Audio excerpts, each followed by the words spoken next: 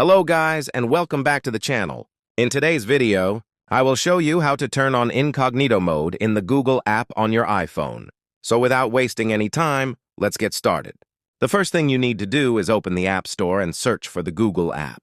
Make sure the app is updated to the latest version, because some options may not appear. If you are using an older version, once the app is updated, simply open the Google app on your phone.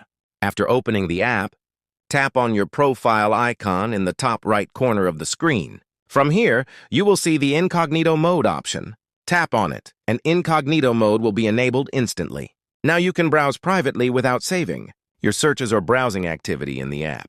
If you want to turn off Incognito Mode later, simply tap the option in the bottom left corner of the screen and exit Incognito Mode. And that's basically it.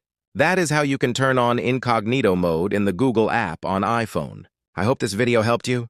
Make sure to like, subscribe, and turn on notifications for more helpful tutorials. Thanks for watching, and I will see you soon in the next video.